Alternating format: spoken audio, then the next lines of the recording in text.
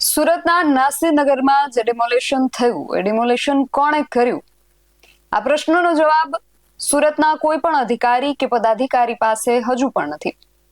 સુરત મહાનગરપાલિકાના જે કમિશનર છે એમને જ્યારે પત્રકારો દ્વારા પ્રશ્ન પૂછવામાં આવે છે ત્યારે એ આ બાબતને તપાસનો વિષય ગણાવે છે અને પદાધિકારીઓને જ્યારે પ્રશ્ન પૂછવામાં આવે છે ત્યારે એ પત્રકારોના જે સવાલો છે એને જ અયોગ્ય ઠેરવી ચાલુ પત્રકાર પરિષદમાં ચાલતી પકડે છે. તો આ પ્રશ્નનો જવાબ હવે માંગવાનું કોની પાસે? હું વાત કરી રહી છું સુરતના સ્ટેન્ડિંગ કમિટીના ચેરમેન રાજન પટેલની, જે આજે આ બાબતને લઈને પત્રકાર પરિષદ યોજવા તો આવ્યા હતા, પરંતુ અમુક સવાલોના જવાબ આપ્યા વગર જ ત્યાંથી નીકળી ગયા હતા. આખી ઘટના શું બની હતી, રાજન પટેલ દ્વારા શું કહેવામાં આવ્યું છે, તેના વિશે વિગતે વાત કરીએ આ અહેવાલમાં. જય હિન્દ, BSI ન્યૂઝ પર આપની સાથે હું છું નિધિ ગઢવી. સુરતના નાસિરનગરની અંદર 29 અને 30મી મેના રોજ જે ડિમોલેશન થયું એ ડિમોલેશન કોણે કર્યું છે, આ સવાલનો જવાબ 13 દિવસ વીતી ગયા હોવા છતાં હજુ સુધી નથી મળ્યો. જવાબદાર પદાધિકારીઓ કે અધિકારીઓ પાસે જ્યારે પત્રકારો સુરતની 70 લાખની જનતા વતી આ પ્રશ્ન લઈને જાય છે ત્યારે એમની પાસે આ પ્રશ્નનો ગોળ જવાબ આપ્યા સિવાય કોઈ સ્પષ્ટ જવાબ હજુ સુધી નથી. સવારે જ્યારે સુરતના મ્યુનિસિપલ કમિશનર જે છે એમ નાગરાજન, એમના દ્વારા આ બાબતને લઈને સ્પષ્ટતા કરવા માટે એક પત્રકાર પરિષદ યોજવામાં આવી અને પત્રકારોએ જ્યારે પ્રશ્નોનો મારો ચલાવ્યો ત્યારે એમની પાસે એક જ જવાબ હતો કે આ તપાસનો વિષય છે. મોટા ભાગે પત્રકારોના દરેક પ્રશ્નના જવાબ એમણે તપાસનો વિષય છે એવું કહીને જ આપ્યા હતા.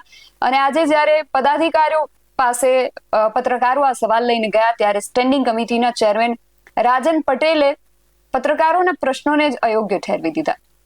એમણે કહ્યું કે તમે આ જે કરી રહ્યા છો, જે પૂછી રહ્યા છો એ યોગ્ય નથી, અને આવું કહી અને રાજન પટેલે ચાલુ પત્રકાર પરિષદમાં ચાલતી પકડી હતી. એમણે અમુક પ્રશ્નોના જવાબ આપ્યા છે.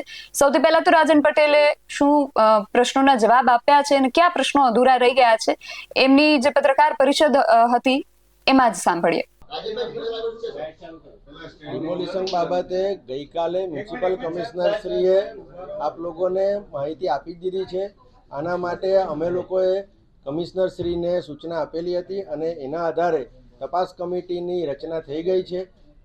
તપાસ કમિટીનો જે રિપોર્ટ આવશે તે કમિશનર શ્રી અમને રજૂ કરશે, એટલે રિપોર્ટ આપ સમક્ષ અમે રજૂ કરી દઈશું.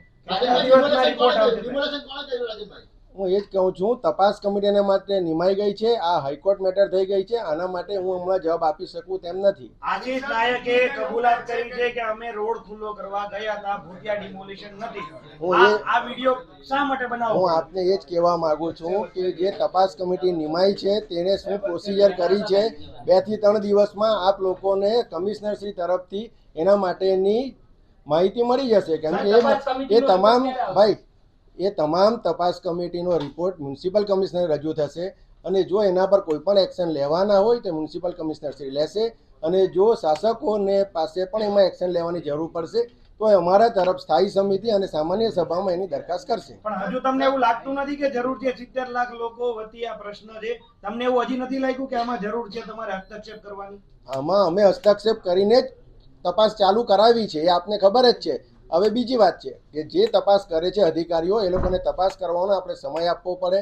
એ લોકોની રીતે તપાસ કરશે, તપાસ કરીને કમિશનરને રિપોર્ટ આપશે અને રિપોર્ટને આધારે જે જવાબદારો છે તેની સામે પગલાં ભરવાના આપશે તો પણ કમિશનર પગલાં ભરશે અને એનો રિપોર્ટ અમારા તરફ રજૂ કરશે. રાજનભાઈ, ચિત્ર સ્પષ્ટ છે, બધા અધિકારી દેખાય છે, તો તપાસની રમત કેમ? જો એ હવે તપાસનો વિષય છે, તપાસ થાય છે અને તેનો રિપોર્ટ અમને રજૂ થશે. બસ મારે એનાથી વધારે કહેવાનું આવતું નથી. જ્યારે કોઈ તપાસ સમિતિની રચના કરવામાં આવતી હોય છે ત્યારે સમય મર્યાદા નક્કી કરવામાં આવતી હોય છે કે દિન 3 કે દિન 5 ની અંદર આ તપાસ પૂર્ણ કરી અને અહેવાલ રિપોર્ટ સબમિટ કરવાનો હોય છે. તો આમાં સમય મર્યાદા શા માટે નક્કી ન કરવામાં આવી? તપાસ કમિટી મેં નથી નિમી. તપાસ કમિટી વહીવટી પાંખ તરફથી નિમવામાં આવેલી હતી અને એ વહીવટી પાંખને જે રિપોર્ટ પણ કરે છે અને રિપોર્ટને આધારે જ જે તે આગળના પગલાં ભરાતા હોય છે. જ્યારે હું એ જ કહું છું, તપાસ કમિટીના રિપોર્ટને આધારે જે તથ્ય પર આવ્યું છે ત્યારે નક્કી થશે. વૈકલ્પિક જગ્યા મળશે કે એ આજે હું જવાબ આપી શકું તે પરિસ્થિતિ નથી. તપાસ કમિટીના રિપોર્ટને આધીન જ અમે કોઈ પણ જવાબ આપી આ લોકો વેરો ભરતા હતા સર, વેરો ભરતા હતા. આ લોકો જવાબદારી તો તમારી હું આટલો જવાબ આપી તમને મારા પગલુમાં જેટલા જવાબ આપવાના છે મેં તમને આપી દીધા છે. જે મારા જવાબ મારે જેટલા જવાબ આપવા જોઈતા હતા એના જવાબ તમને આપ્યા છે. આવી તમારી રીત નથી, આ યોગ્ય રીત નથી તમારી. હું તમારા બધા જવાબ મેં આપ્યા જ છે. જ્યારે મીડિયાને માર્યા ત્યારે પણ યોગ્ય રીત નથી સાહેબ. અહીંયા તમારા મારતો હોય મીડિયાને તમારી માર્યા. સાથે સારી રીતે વાત કરીને તમે તો બેસો સર. આ યોગ્ય રીત સર નથી. બેસો, તમે તો બેસો. તમે તો તમારી પાસે તમને સારી અપેક્ષા છે. તમે એટલા માટે મેં સારા જવાબ આપતો, તમે ખોટા વાત કરો છો એટલા માટે. લાઈવમાં તમે જવાબનો મતલબ નથી. અધિકારી ભાગી જાય. આ મતલબ નથી. જો, આ મતલબ નથી. મતલબ અધિકારી ભાગી જાય. તપાસ સમિતિના જે સભ્યો છે એમની ઉપર તપાસ થઈ રહી છે.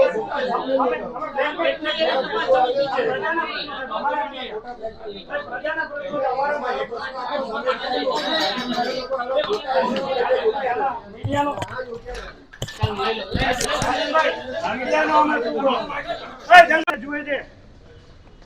રાજનભાઈ, ન્યાયની અપેક્ષા તમારી પાસે છે.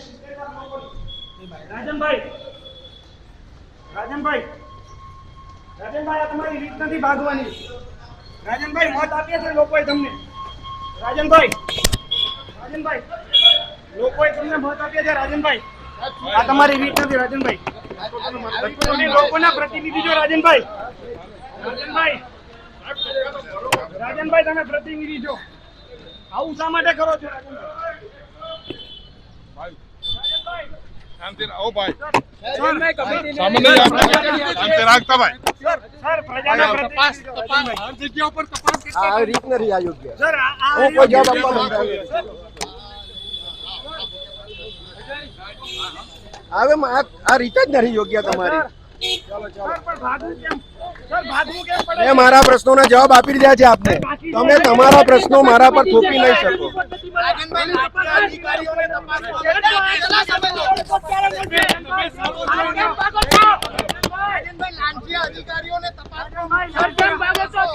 તમે લીધેલી છે અધિકારીઓના પુરાવા છે. તમે લીધેલી છે. તમે લીધેલી છે લાલચ.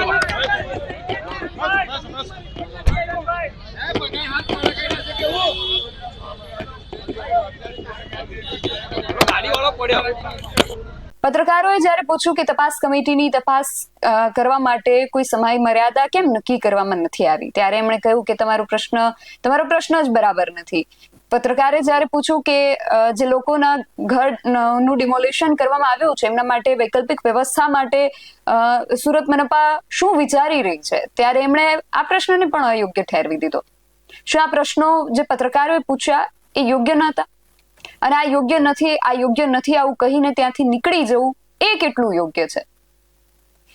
આ પ્રશ્નો જે છે એ પત્રકારોના પોતાના પ્રશ્નો નથી. આ સુરતની 70 લાખની જે વસ્તી છે એ વસ્તીના પ્રતિનિધિ તરીકે પત્રકારો આ પ્રશ્નો જે છે એ પ્રતિનિધિઓને પૂછી રહ્યા છે જેમણે સુરતની જનતાએ જ એમને લોકપ્રતિનિધિ તરીકે હમણાં તાજેતરમાં જ સ્થાનિક સ્વરાજ્યની ચૂંટણીમાં ચૂંટ્યા હતા.